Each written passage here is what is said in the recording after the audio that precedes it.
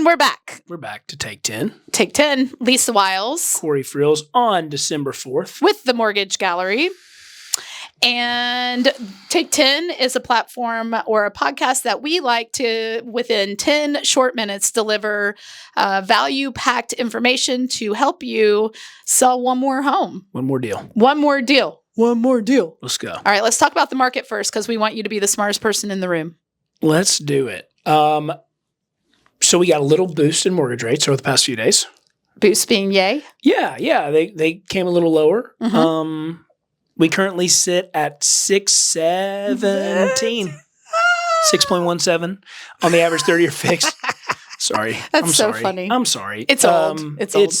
It is. But anyway, we had to do it. Optimal Blue Mortgage Market Index, 35% of all loans locked across the country.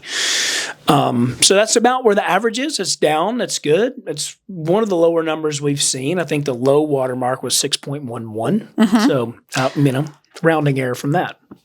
And to recap last podcast that we did, basically this positive movement in rates is coming from the people feeling as if prime will probably be dropping at the meeting. December 10th Fed rate meeting. Next week.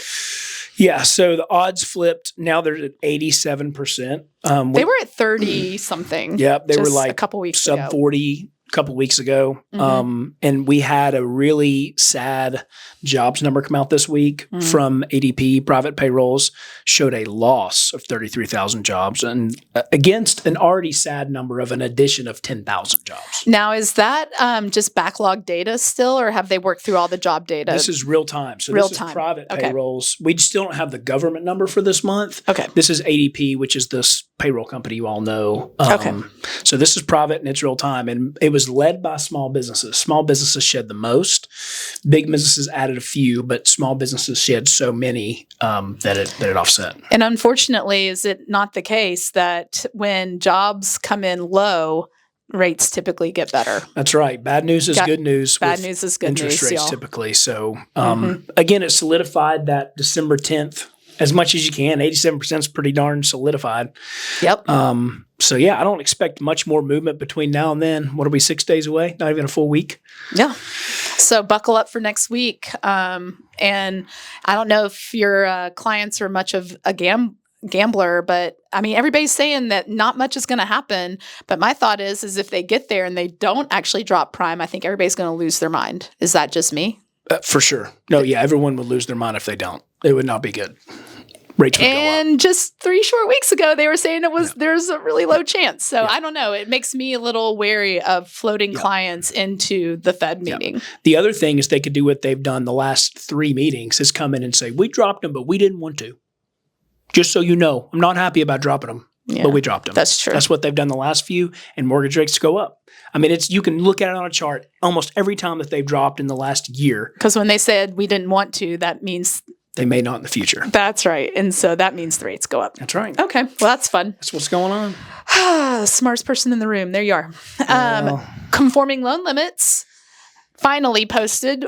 We had mentioned at what our conforming loan limits were going to be because we were just trying to hedge that in advance. But now they're truly posted. Yep. 832,750 is the new conforming loan limit, of course. 832,751 would be ridiculous. Yeah. Who would do that? And 67 cents. Yeah, it's dumb. So God, what that really means, okay, so conforming loan limits, that's what Fannie Mae and Freddie Mac will allow. It also impacts FHA because the FHA max loan limit is 65% of the conforming loan limit. I actually didn't know that. I thought they were just as random as the conforming loan limit. Well, now you know. Yeah, that's cool. Hang out with me long enough, and you'll be learn a all geek kinds too. of useless data. Yeah, that's right. Yeah. So that does impact FHA loan limits as well. Let's put this into perspective, you guys. Yeah. So a jumbo loan is a little bit harder to obtain. Sometimes it has a higher interest rate. You definitely have a lot more hoops to jump as being more A paper because you're in that jumbo range and the banks have to portfolio that loan. That's right. And so that risk is going to be well mitigated because that would be a loss to the bank itself, not the secondary market. Yep. So if somebody wanted to only put 5% down, but they want a baller home, what would be the purchase price? And they could stay in the conforming loan limit with only 5% down. About $875.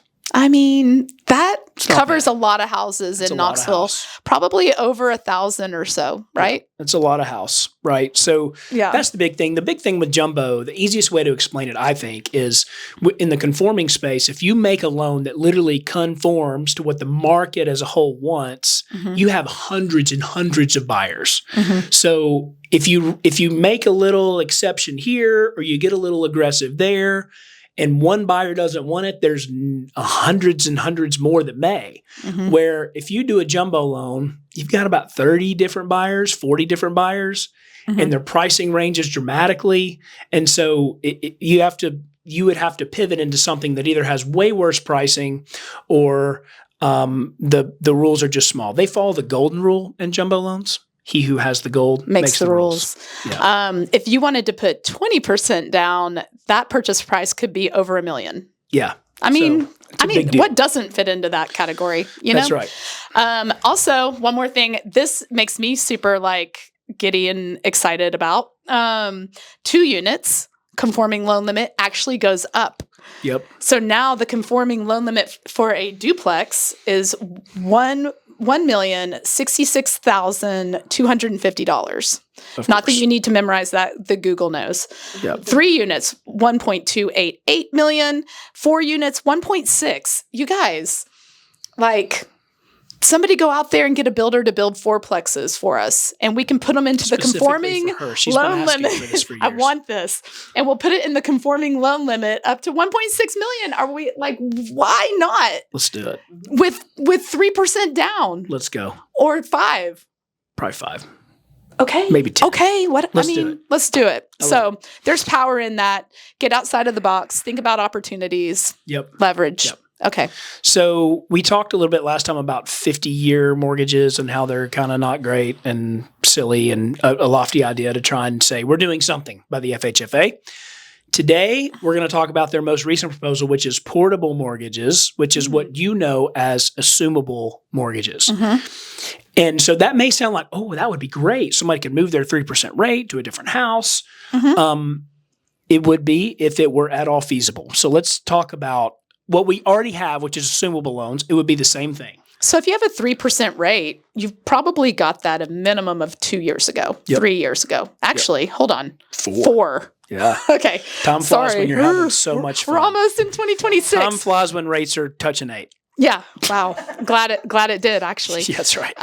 So if that loan is 4 years old and appreciation is at 9% in this market over the last couple of years, and you've been paying down on that mortgage, let's say you started with a $500,000 loan. Yep.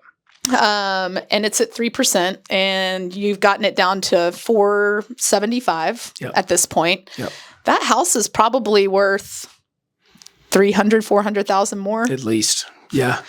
So you're going to sell it for $800,000, and your loan is $475. So you're asking someone to bring that much money, $325,000 down to get your loan. It's a small buyer pool. However, not every loan is assumable. That's right. Guess which ones are? The government loans. Government loans. And ARMs, why would you assume an ARM anyway? And who would have gotten an ARM when the 30-year fix was at 3? No one. Nobody. So you have a product problem.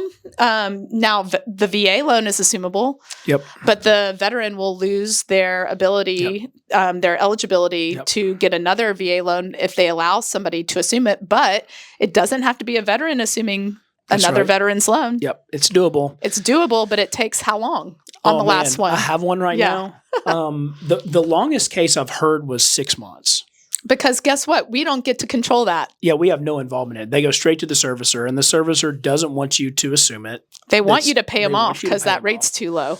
Right. And so I have one right now where they submitted the application for assumption, and they were told that a loan officer would contact them in 5 to 10 business days to get started.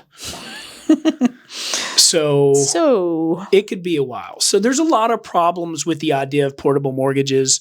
It just doesn't, there's also back-end problems in the economy as a whole. It just doesn't work. And we are coming up on our 10 minutes. We and are. I know that was fast, but I think you guys need to understand. And if you have more questions on the assumable mortgages or portable mortgages, call us and we can really geek out. But we do have an event coming up. It's December 11th. 10:30 a.m. And it's not your ordinary business planning. It's holistic planning. It's planning for you and your future and making this a career. That's right. And then we have really big brains coming in to support that. And it's at Ancient Lore, 10:30. Yep. And that's it. Come see us. We work weekends after hours at themortgagegallery.com. That's how you find us. Yeah. 8 days a week. Thanks, guys. Thanks.